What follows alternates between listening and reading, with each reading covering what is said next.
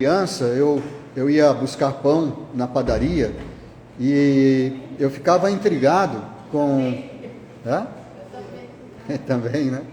Eu ficava intrigado porque naquela padaria onde eu ia buscar pão, eles colocavam naquele saquinho de papel e tinham umas letras muito bonitas escritas: servir bem para servir sempre. E eu gostava daquela frase, né? Eu ficava, puxa, que legal, né? Eu era bem criança, mas eu ia, então, via aquilo escrito lá e falava, que frase legal, né? E eu fiquei pensando que nós, cristãos, devíamos ter esse lema também, né? Nós somos servos de Deus e servos é para servir. Então, para que nós possamos servir com qualidade, para poder agradar a Deus e fazer o serviço de qualidade, nós também devemos servir bem para servir sempre. No nosso caso, literalmente, né?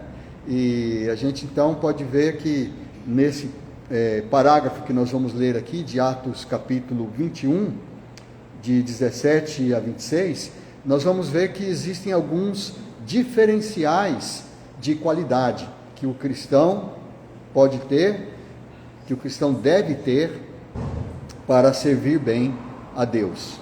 E quando a gente serve outras pessoas, a gente está servindo a Deus, na verdade.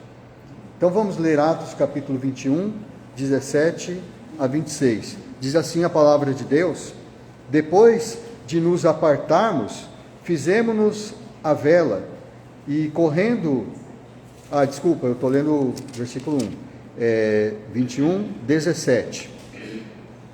Tendo nós chegado a Jerusalém, os irmãos nos receberam com alegria.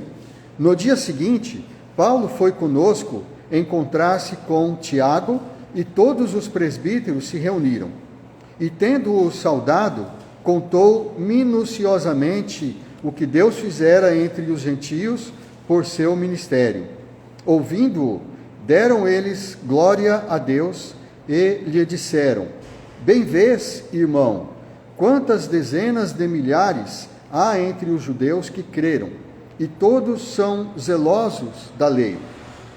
E foram informados a teu respeito, que ensinas todos os judeus entre os gentios a apostatarem de Moisés, dizendo-lhes que não devem circuncidar os filhos, nem andar segundo os costumes da lei.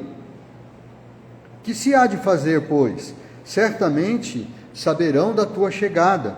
Faze, portanto, o que te vamos dizer.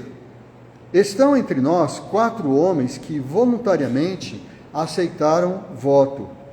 Toma-os, purifica-te com eles e faze a despesa necessária para que raspem a cabeça. E saberão todos que não é verdade o que se diz a teu respeito, e que, pelo contrário, andas também tu mesmo guardando a lei.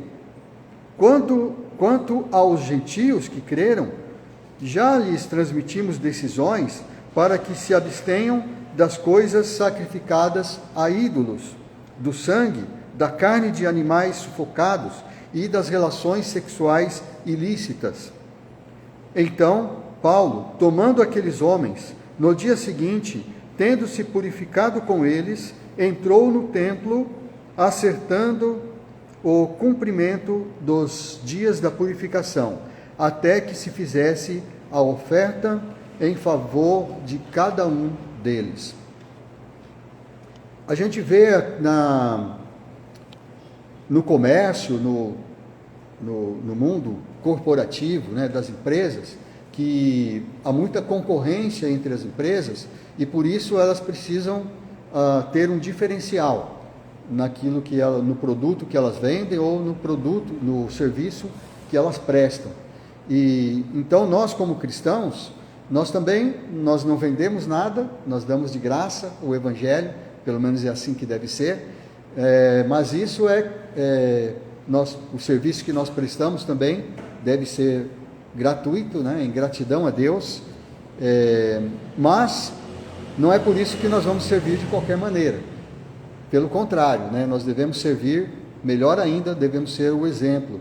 Então, eu lendo esse texto, eu percebi que nós podemos dizer que há pelo menos 4 diferenciais de qualidade no serviço dos cristãos, ali na igreja primitiva, nesse contexto aqui, desse parágrafo, e que nós então podemos tirar lições aqui desses diferenciais de qualidade. O primeiro deles, o primeiro diferencial de qualidade que nós podemos notar aqui, é o serviço com alegria. Então, o primeiro diferencial é a alegria. Então, não é um serviço de qualquer maneira, mas é um serviço com alegria. A gente pode ver isso no versículo 17, que diz que quando eles chegaram, né, ele está narrando aqui em primeira pessoa, porque o Lucas, que escreveu Atos, também estava nessa comitiva de missionários que estava chegando a Jerusalém. Quando eu errei e comecei a ler ali o capítulo 1, o versículo 1, vocês viram que eles estavam viajando, né? Estavam no mar, e aí tinham acabado de chegar, eles estavam vindo da terceira viagem missionária, estavam chegando, e eles desembarcaram ali. Certamente eles estavam cansados da viagem, foi muito tensa, inclusive porque houve muita perseguição, eles tiveram que dissimular ali para que os judeus não descobrissem o caminho que eles iam fazer. Eles estavam levando inclusive muito dinheiro, porque o dinheiro era a oferta que eles tinham recolhido nas igrejas por onde eles passavam, e iam entregar essa oferta ali na igreja de Jerusalém, porque ali em Jerusalém os cristãos estavam passando necessidade, enquanto nos outros lugares, na igreja de Corinto, na Grécia, na Macedônia, eles tinham mais recursos e podiam então ajudar os irmãos da Judéia. Então foi uma viagem muito tensa, longa, cansativa, e eles estavam chegando, e quando eles chegaram a Jerusalém, eles foram recebidos com alegria. Então isso é os irmãos ali de Jerusalém cumprindo esse propósito aí de Deus, de servir, e não de qualquer maneira, mas fazendo com alegria. Em Hebreus capítulo 13, versículo 2, nós lemos: não negligencieis a hospitalidade, pois alguns praticando-a, sem o saber, acolheram anjos. Então, é um conselho que ele dá, aliás, é uma ordem, né? Para que nós não façamos isso, não negligenciemos a hospitalidade. E eu li um devocional escrito por David McCasland, no Pão Diário. Ele escreveu isso em 2010, estava publicado em 2010. Ele cita um escritor chamado Henry Nouwen, né? E ele diz, entre outras coisas ali, que a palavra hospitalidade vem do grego, e ela pode significar você amar os estranhos, amor pelos estranhos, ou amor por aquelas pessoas que você não conhece, mas que você ajuda, né, porque você tem a vontade de ajudar a pessoa, e você vê que ela precisa aí da sua hospitalidade. Então seria isso, né? Amor pelos estranhos é a raiz uma das interpretações aí dessa palavra hospitalidade, se a gente for ver de onde ela veio. E então a gente pode dizer, como o Henry Nouwen ele argumenta, a gente pode dizer que quando você ajuda as pessoas que estão em necessidade, você está praticando a hospitalidade. E isto significa também você buscar bons relacionamentos. Então, quando você procura bons relacionamentos no trabalho, na escola, né, onde quer que você esteja, entre a vizinhança, você está fazendo isso, você está praticando a hospitalidade. Praticar a hospitalidade não é necessariamente você receber a pessoa em sua casa. Às vezes sim, às vezes é isso que a pessoa precisa. Eu lembro que quando eu era criança, morava em São Paulo, uma das tempestades que houve lá, né, teve um volume de água tão grande que ela derrubou, tinha um barranco assim atrás da nossa casa, né? A gente morava numa casa de aluguel, a gente alugava o porão de uma casa, né? Era o porão, a gente morava, e em cima morava os donos da casa, a gente morava no porão, e era assoalho, né, de madeira. Então a gente estava, né, ali assustado com aquela tempestade e tudo, e de repente começou a descer água ali pelo assoalho, né, que tinha os vãos, e a gente ficou muito assustado, né, a gente saiu e a gente viu aquela água descendo, a água desceu e derrubou o muro na frente que tinha, porque era descida, né? Então era um grande volume de água que tinha, desceu naquele terreno e foi levando tudo, né? E a gente ficou desabrigado ali durante alguns dias, e naquele primeiro dia a gente foi recebido pelos vizinhos. Então eu nunca me esqueço disso, né? Os vizinhos eram um casal idoso de portugueses que estavam morando no Brasil. Eles falavam aquele português de Portugal mesmo, e a gente até zombava deles. O filho deles estudava na mesma classe que a gente, e a gente ficava tirando sarro dele, né, zombando, que ele era português, falava diferente, né? Mas eles nos receberam com muito amor, né? Foi a primeira vez que eu comi queijo com vinho, né? Eles ofereceram queijo com vinho, que era a tradição deles, né? Eles tinham um vinho gostoso lá, era um vinho seco, parece que o gosto ainda está na minha boca, né? Porque a gente estava com frio, né, e tudo, e era a maneira deles nos receberem, e foi muito bom isso, né? Foi um ato de amor. Então, hospitalidade, eles não nos conheciam, a gente até zombava, né? Fazia bullying, né? Que a gente fala hoje bullying com o filho deles, mas eles ainda assim nos receberam com amor. Então, quando você faz isso, quando você ajuda as pessoas, você está praticando a hospitalidade.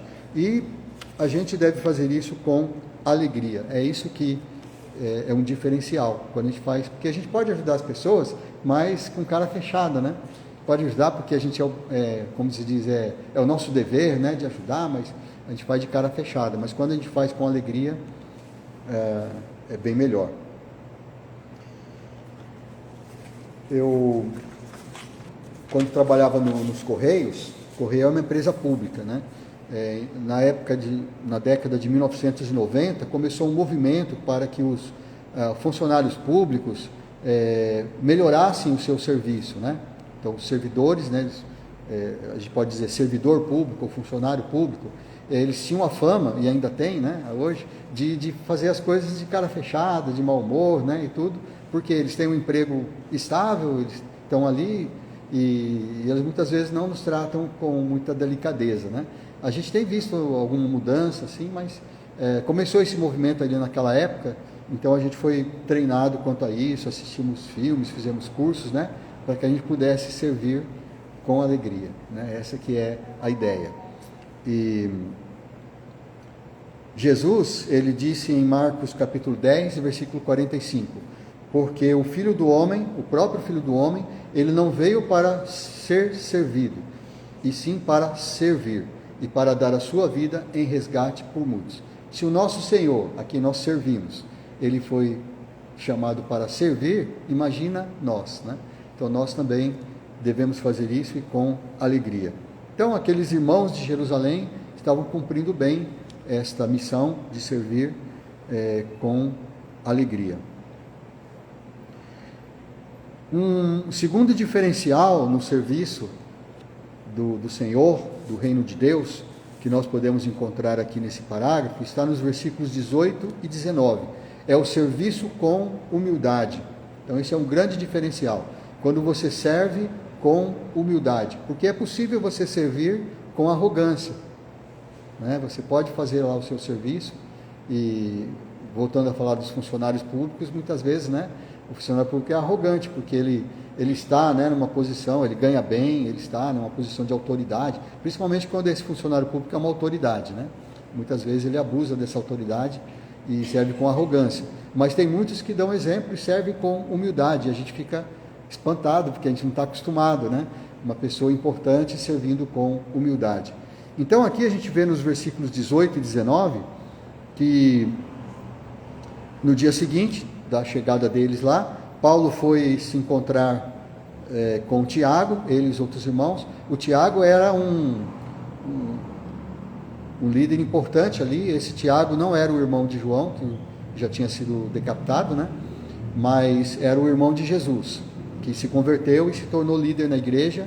E então eles foram se encontrar com Tiago, e todos os presbíteros, né, todos os líderes se reuniram ali, e então Paulo saudou eles, né, e ele contou minuciosamente tudo que Deus fizera entre os gentios por seu ministério. Então achei interessante essas palavras que foram usadas aqui por Lucas. Ele contou minuciosamente o que Deus fizera. Deus é que fez. O que Deus fizera entre os gentios por seu ministério. O que Deus fez entre os gentios pelo ministério de Paulo? Ele curou aquele paralítico, né? A Núbia compartilhou, acho que foi semana passada, né? Curou aquele paralítico lá de nascença, né? Ele ressuscitou o Eutico, que caiu da janela, né? Lá em Troade, né? Ele curou pessoas, ele curava assim que ele tinha tanto poder de cura, né? O Paulo, Deus deu a ele um dom tão poderoso de curar, né? Que até o lenço que ele usava, as pessoas pegavam o lenço, levavam onde as pessoas estavam doentes, né? E o contato com o lenço fazia a pessoa ser curada. Grandes coisas, né? E muitas outras coisas, né? Que Paulo fez, e a palavra, né? O poder da palavra, de pregar e tudo. Então, mas só que Paulo não está em evidência aqui. Paulo, ele, né, sempre dizia isso com humildade: é Deus que faz através de mim, não sou eu que faço, é Deus que faz através de mim. Então a gente nota essa humildade no serviço de Paulo, porque Paulo, a gente pode considerar ele, pode dizer que ele é o maior dos apóstolos, mas ele dizia: não, eu sou o menor. Inclusive o nome dele, Saulo, né? Paulo, né? Quando mudou de Saulo para Paulo, né? Paulo significa pequeno, não menor. Talvez é por isso que ele escolheu esse apelido, né? Então Paulo, ele diz: eu sou o menor dos apóstolos. Que nada, né? A gente sabe que ele era o maior dos apóstolos, mas ele tinha humildade. Ele foi o responsável pela disseminação do cristianismo no Ocidente, né? Ele que fez o cristianismo se expandir pela Europa, né? E aí chegou até nós. Jesus disse em Lucas, capítulo 17, versículo 10, assim também vós, ele está contando uma parábola, né? E depois ele termina essa parábola dizendo: assim também vós, depois de haverdes feito tudo quanto vos foi ordenado, dizei: somos servos inúteis. Como assim, Senhor? Né? Nós fizemos tudo que foi ordenado e ainda somos servos inúteis? Vocês são inúteis porque vocês só fizeram aquilo que foi ordenado, só fizeram aquilo que foi mandado, né? Então, se vocês tivessem feito mais do que foi mandado, então talvez tivesse alguma utilidade, mas fez só o que mandou, é inútil, né? É um servo inútil. Ele fala isso nessa parábola, né? Dizendo o quanto é importante ser humilde aí no serviço, né? Nós somos apenas servos. E o grande rei Davi, né, foi um grande exemplo de humildade também. Ele era grande, né? Ele foi o maior rei de Israel, e ele vencia todas as batalhas, tudo. Antes dele se tornar rei, tem uma história em 2 Samuel, capítulo 23, de 13 a 17, que conta que eles estavam numa fortaleza, e os filisteus, os inimigos, tinha uma guarnição ali em Belém, e dali da fortaleza eles podiam avistar, estavam num lugar mais alto. E ele disse, né, nesse trecho aqui de 2 Samuel 23, 3 a 17, ele faz dá um suspiro ali, né? Ele faz um desabafo, né? Ele diz: olha, quem dera, né, eu pudesse beber a água que está no poço de Belém, porque ele conhecia Belém, ele nasceu lá, né? Ele sabia que ali tinha um poço, que ele bebia da água daquele poço, né? Ele falou: quem dera que eu pudesse beber a água daquele poço lá de Belém hoje. Ele estava dizendo isso, ele estava querendo dizer que quem dera ele pudesse vencer os filisteus e tomar ali a cidade, né? E aí ele poderia beber daquela água. Aí, aqui essa história diz para dar ênfase para os valentes de Davi, né? Então tinha 3 valentes lá do exército, que eles faziam parte ali dos homens que Davi liderava. Eles, para agradar Davi, eles foram, olha a coragem deles, né? Eles foram sozinhos, os 3, conseguiram entrar, se embrenhar ali no meio do exército dos filisteus, foram lá no poço, pegaram água do poço e levaram lá para Davi. Falaram, está aqui a água do poço de Belém, né? Então foi um ato heróico deles, mas foi um ato louco, de loucura, né?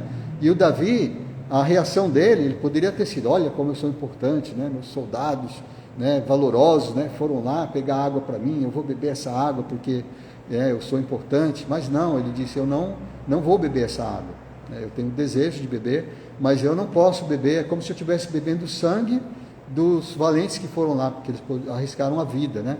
Então o que ele fez com essa água? Ele derramou como oferta ao Senhor, no altar do Senhor. Então, no lugar dele beber a água, ele deu a honra ao Senhor.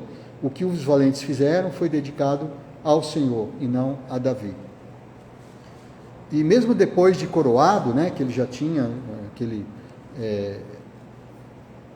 aquela nobreza, né, ele lutava porque ele sabia que ele era importante, ele sabia que ele podia fazer qualquer coisa, tudo que ele ordenava as pessoas faziam, mas ele vivia lutando contra isso, né, e de vez em quando ele dava umas escorregadas, né. Ele tem, claro, o caso da Batseba, né, que foi um caso mais grave, né, mas também em outros momentos, né, por exemplo, quando ele manda o Joabe, que era o seu general, fazer um censo, né, contar as pessoas lá de Israel. E isto era um pecado, né, era considerado um pecado. Ele não podia fazer esse recenseamento para contar as pessoas. Não sei porquê, tinha alguma coisa que ofendia a Deus quando se fazia isso, né? Então o Joabe não gostou da ordem do Davi, mas ele foi mesmo assim. E por causa disso, né, Deus mandou uma praga, né? Ele falou para Davi escolher qual que seria o castigo, e Davi escolheu essa praga porque ele achou que ia ser a menos difícil, né? Então foi um momento que ele teve lá a sua soberba, né? Mas ele sempre dizia, ele pedia para Deus ajudá-lo, né? E nesse momento, no final dessa história, que teve essa praga e tudo, foi quando ele escolheu o lugar que o templo ia ser construído. Então diz lá em 1 Crônicas, capítulo 21, de 23 a 25,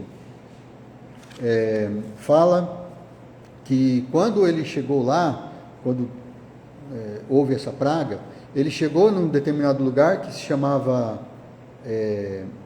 pertencia a Ornã, por isso era conhecido como a Eira de Ornã. A Eira, ou seja, o quintal, né, o lugar ali nos arredores, pertencente a Ornã. Então ali Davi teve uma visão de um anjo, né? E o anjo disse para ele oferecer um sacrifício ali, fazer um altar, que ele ia cessar a praga, que era o castigo pela sua soberba. E ele então, o Ornã, ele era um agricultor, ele estava, quando Davi chegou, imagina, né, você está lá na sua fazenda, trabalhando ali, no seu trabalho, de repente chega o rei sempre estava acompanhado de soldados, né, e chega lá o rei, né, e fica assustado, né, e aí, e tinha a visão do anjo também, né, ele viu alguma coisa, uma luz, alguma coisa ali, ficou assustado, né, mas aí o Davi chega e fala para ele, olha, Deus disse para eu fazer um altar aqui nesse pedaço de terra e oferecer um sacrifício para cessar a praga. E o Ornã era um rico fazendeiro, né, próspero. Ele disse, pois não, pode pegar, né, é seu, eu dou para você, eu ainda vou dar os bois para você fazer o sacrifício, e o jugo dos bois, né, quando pegava os bois para sacrificar, ele não ia precisar daquele jugo, que era a madeira vai ser usar para queimar. Eu vou dar o trigo para fazer a oferta de manjares, né, que ia junto ali com o sacrifício. E a reação do Davi foi, não, eu não vou aceitar isso gratuitamente. Ele poderia ter aceitado, né, ele era o rei, então afinal ele podia receber presentes. Mas ele disse, não, eu não vou aceitar fazer uma oferta ao Senhor que não me custe nada. Então eu vou comprar de você esse pedaço de terra, né, e vou comprar tudo que for necessário para oferecer esse sacrifício. A humildade de Davi. E é muito significativa essa história, porque ali é onde você sabe exatamente onde isso aconteceu. Se você for para Israel, você vai poder visitar esse lugar, que é lá onde está o templo, que hoje, aliás, tem uma mesquita ali, né, o Domo da Rocha. É o lugar mais bonito de Jerusalém. Quando você olha a foto aérea de Jerusalém, você vê aquele domo, né, dourado, é bem ali. Foi bem ali naquele lugar, porque é ali que foi construído o templo, é ali que Davi ofereceu o sacrifício e depois foi construído o templo de Salomão. Então a gente nota aí a humildade de Davi, né? Então que a gente também possa ser assim, né? Que o mesmo Espírito Santo que dava ao Paulo e ao Davi a capacidade de ser humilde, apesar de serem importantes, né? Nós que somos menos importantes, né? Vai ser mais fácil, né? Para a gente ser, mas a gente vai precisar do auxílio de Deus, porque a nossa tendência é não ser humilde. Então esse é um diferencial, servir com humildade. Um terceiro diferencial que nós encontramos aqui está nos versículos 20 a 22. É o serviço com prudência. Então esse é um diferencial de você servir a Deus com prudência. Nos versículos 20 a 22, a gente vê o conselho, né, o parecer do Tiago, né, quando ele ouve tudo aquilo, né, ele diz para o Paulo, né, e para todos lá, olha, tem dezenas de milhares de judeus. Vê como a igreja cresceu, né? Começou com 3.000, depois aumentou para 5.000, agora eram dezenas de milhares só de judeus, e ainda tinha os que não eram judeus, né? Então ele fala que tem dezenas de milhares de judeus, que todos são zelosos, porque apesar de eles terem se convertido ao cristianismo, eles continuaram sendo zelosos com a lei dos judeus, inclusive o Paulo, né? Guardava os sábados, né? Fazia todas aquelas cerimônias, né? que eram para ser feitas, né? Então eles continuaram servindo, e até hoje, né? Se um judeu se converte ao cristianismo, ele provavelmente vai continuar fazendo, seguindo a lei, né? Não precisa mais oferecer cordeiros, né? E tudo isso, mas o restante da lei provavelmente eles vão seguir.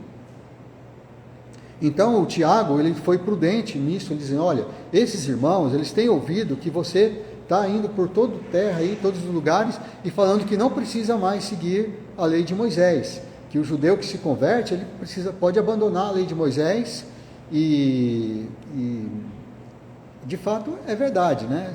Ele realmente poderia, mas Paulo era mentira, era fake, né? Era fato ou fake? Era fake, né? Era fake news que Paulo estava fazendo isso, ele não estava falando isso, mas eles estavam distorcendo as palavras dele, né? O Paulo estava dizendo para os gentios que eles não precisavam cumprir a lei dos judeus, porque gentio, ele nunca se submeteu à lei dos judeus e não era necessário fazer isso agora, porque isso não ia, se ele quisesse, tudo bem, ele poderia se tornar um prosélito, né? Mas não, seria como negar a fé se ele fizesse isso. Então ele lutava contra isso, né? Mas para os judeus ele dizia para continuar, né? Lembra de 1 Coríntios capítulo 7, 6 e 7, que ele fala sobre essas coisas, né? Ele diz, olha, permanece do jeito que você está, se você é casado, continue casado, se você é solteiro, continua solteiro, se você é judeu, é circuncidado, né? Continua na circuncisão, se você não é, então permaneça do jeito que você aceitou a Cristo, que você creu em Cristo. Então era essa que Paulo dizia, mas eles estavam distorcendo. Então, por prudência, o Tiago disse, olha, mesmo assim, mesmo que a gente sabe que é mentira, então vamos fazer uma coisa que, para tirar de uma vez por todas essa ideia, né, de que você está fazendo isso. Então ele tem aquela ideia dele ir lá com aqueles homens judeus que estavam fazendo votos no templo, publicamente ele ia mostrar que era mentira, que ele estava seguindo, ele mesmo estava seguindo a lei dos judeus e não estava recomendando. Então, prudência, né? Servir a Deus com prudência. Jesus nos orienta a sermos prudentes. Em Mateus capítulo 10, versículo 16, ele fala para os discípulos, e isso se estende a nós, ele fala assim, olha, eis que eu vos envio como ovelhas para o meio de lobos, sede, pois, portanto, prudentes como as serpentes e simples como as pombas, né? Então tem que ter os dois lados ali, de ser simples como as pombas. Pombas geralmente são dóceis, né? Elas são bobinhas, né? Vamos dizer assim, é fácil você pegá-las, né? E tudo. E nós temos que ser assim, de certa forma, mas nós devemos ser prudentes como a serpente, né? A serpente, ela é bem prudente, né? Ela fica de olho, ela vai devagar, né? Ela fica intocada, né? E ela ataca se for necessário, senão ela se esguia e vai, não procura briga, né? Nós devemos ser assim também, porque nós somos como ovelhas no meio de lobos, e para sermos prudentes. Então é um diferencial no serviço do Senhor de nós sermos prudentes. Nós temos visto, infelizmente, né, que alguns cristãos, alguns crentes, têm participado do carnaval com a intenção, não sei se sincera ou não, de evangelizar as pessoas ali no carnaval. E isso é muito ruim. Eu acho que isso é muito ruim, né? É mais fácil eles serem evangelizados no mal, né, do que os que estão ali no carnaval serem evangelizados. Porque não é prudente isso, né? Você está num ambiente que as pessoas estão ali para pecar. O objetivo ali é pecar, é fazer tudo que Deus não gosta, né, no carnaval. Porque senão não é carnaval, né? Se fossem lá para adorar a Deus, já não seria carnaval, né? Eles estão lá para pecar mesmo. E você vai no meio deles, sabendo que a intenção deles é essa, e que vai ver todo tipo de coisa e ter esse contato, então não é prudente. A gente pode evangelizar essas pessoas que estão no carnaval em outro momento, quando eles estiverem em outros lugares, né? Porque essas pessoas não vão ficar ali o tempo todo no carnaval, elas vão para casa, elas vão para o trabalho, elas vão para a escola, né? E aí é o momento de você evangelizar. Então não é prudente. Nós devemos ser prudentes como as serpentes. Em 1 Tessalonicenses, capítulo 5, versículo 22, diz que nós devemos nos abster de toda forma de mal. Então não é só se abster do mal, mas é se abster de toda forma, ou a gente pode dizer de toda aparência do mal. Mesmo aquilo que não é errado, mas é aparentemente errado, evita, né? Nós devemos evitar. Então, isso é prudência. Serviço com prudência é um diferencial que os cristãos devem ter. Nós devemos ser prudentes no serviço do Senhor. E o quarto diferencial que nós encontramos aqui está nos versículos 23 a 26. É o serviço com santidade. Então, esse diferencial da santidade é muito importante. Embora ele esteja em último aqui nessa lista, ele é o mais importante. Na verdade, ele é o primeiro requisito para que nós sirvamos a Deus. Não dá para servir a Deus sem santidade. Nós vemos aqui nos versículos 23 a 26, então ele fala qual é o plano dele, né? Que tinha aqueles 4 homens que eles tinham feito um voto, provavelmente era aquele voto de Nazireu, né? Que deixava o cabelo crescer, né? Ficava durante algum tempo sem cortar o cabelo, e depois eles iam no templo e cortavam o cabelo e ofereciam, né, aquele cabelo ali como oferta ao Senhor. Então era o voto de Nazireu, provavelmente, que eles fizeram. Então eles falaram: Paulo, vai lá com eles, né, e faz isso, né. E a gente vê aqui que isso era uma coisa de santidade que ele tinha que fazer, né. E ele fala, ele cita, né, o caso dos gentios, né. Os gentios, eles não precisam, eles tinham decidido isso já no capítulo 15 de Atos, né, naquele concílio, que os gentios não precisavam guardar a lei dos judeus, mas eles tinham algumas coisas que eles tinham que fazer, que era o mínimo, né, que era se abster das coisas sacrificadas aos ídolos, do sangue, né, não comer carne com sangue, e de animais sufocados, né, porque quando o animal morre sufocado, o sangue vai para a carne e se acaba comendo sangue, né? E das relações sexuais ilícitas, né? O que é óbvio, né? Então, guardar o mínimo ali de pureza, de santidade. E, embora não precisasse ser tão rigoroso quanto os judeus. Mas, então, a gente vê ali que Paulo aceita esse desafio, ele vai, né? Então, para fazer mostrar que ele também praticava ali a santidade, ele santificava ali o templo. Se bem que deu tudo errado depois, né? Na sequência a gente vai ver que eles, né, teve outro mal entendido, acharam que Paulo estava quebrando as regras ali. Mas ele fez tudo certinho, com santidade. quando Moisés ele foi chamado por Deus, ele estava lá no pé do Monte Horebe, ele era um pastor de ovelhas, né? Estava no deserto pastoreando as ovelhas, e ele chegou perto ali do Monte Horebe, e ele viu uma coisa estranha ali, tinha uma sarça, né? Um arbusto pegando fogo, mas só que não queimava, não se consumia, né? Um arbusto pegando fogo num deserto seco, ele vai se queimar e logo vai acabar o fogo, né? Vai rapidinho, né? Um arbusto, poucas folhas, poucos galhos secos ali, né? Mas aquele fogo não acabava nunca, né? Ele ficava queimando, e aí então foi quando ele se encontrou com Deus, era um sinal que Deus usou para falar com ele. Quando ele se aproximou de Deus, em Êxodo, capítulo 3, versículo 5, o que Deus disse para ele? Não te chegues para cá. Deus estava chamando ele, mas Deus falou, não, para aí, né?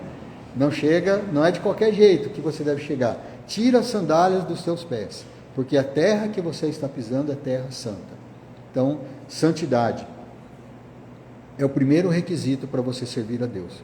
Então, Moisés, primeiro de tudo, quando ele chegou lá, ele mandou tirar as sandálias dos pés. Deus exigiu dele a santidade, né?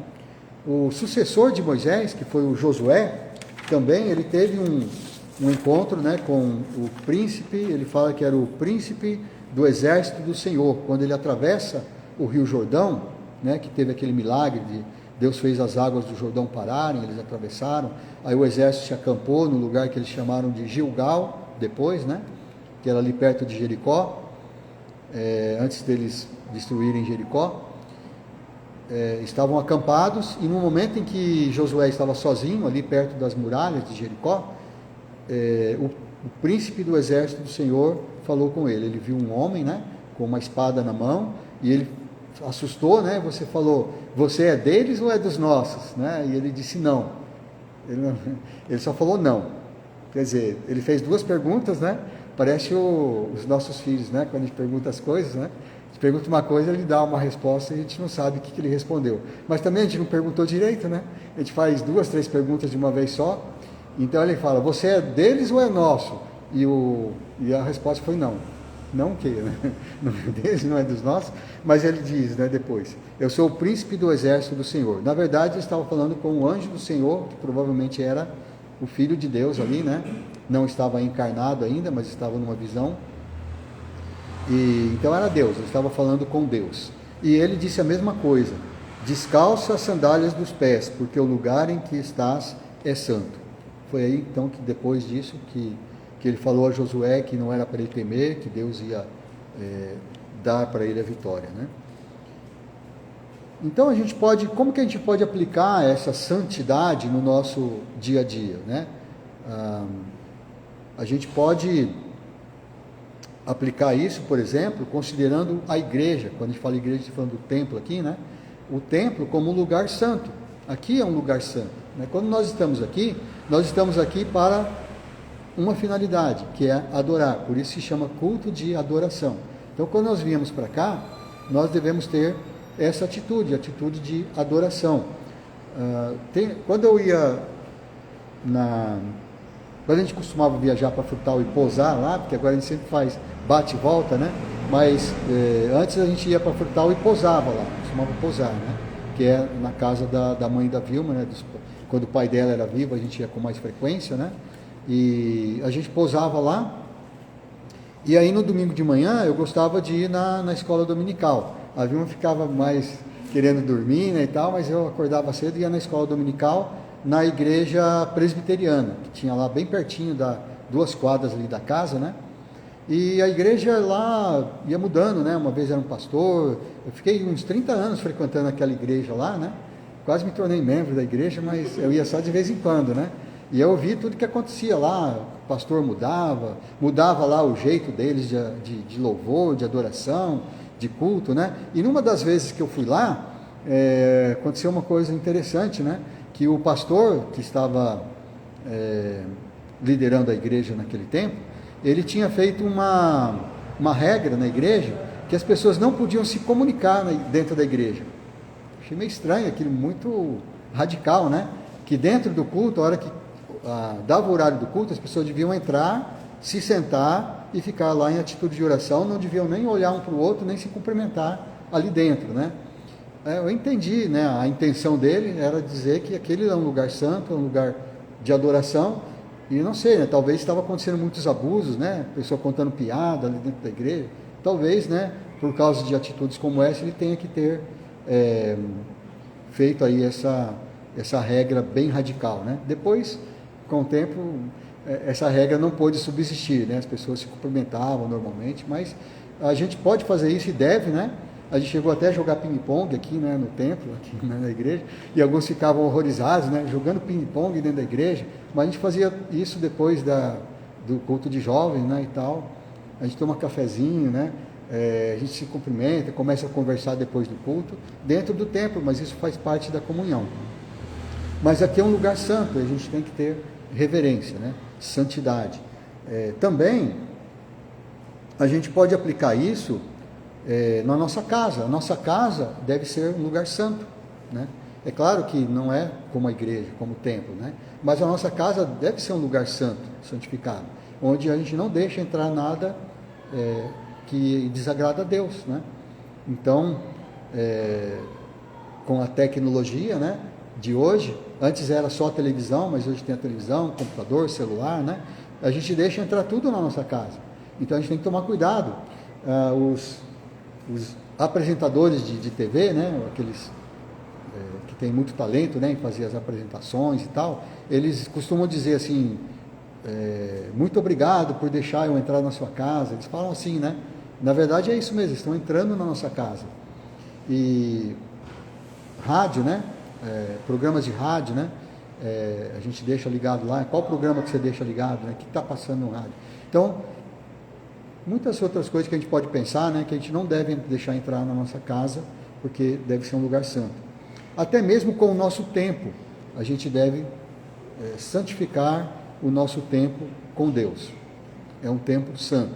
Seja, a gente pode estar em casa, pode estar na rua, pode estar em qualquer lugar, mas a gente deve santificar um tempo para Deus. A gente costuma chamar isso de devocional, tempo de devocional. Você deve ter um tempo de devocional diariamente com Deus. Você pode ler a Bíblia, você pode ler um comentário da Bíblia, você pode orar e pode fazer tudo isso também, né? Todas essas coisas e outras coisas, né? É o tempo de devocional. Esse tempo deve ser santo, né? O pastor Jorge, lá de Araçatuba, ele tinha uma frase, né? Ele falava bastante lá nos acampamentos. Ele falava assim: sem Bíblia, sem café, né? Sem Bíblia, sem café. Ou seja, se você não ler a Bíblia, não ler pelo menos um versículo, então você não toma café, né? Você não toma café enquanto você não lê pelo menos um versículo da Bíblia. A gente pode dizer, sem oração, sem café, sem leite, sem pão, né? Então, ou seja, quando você acorda de manhã, antes de você ligar a televisão, antes de você abrir o celular para ver as mensagens, antes de você fazer qualquer coisa,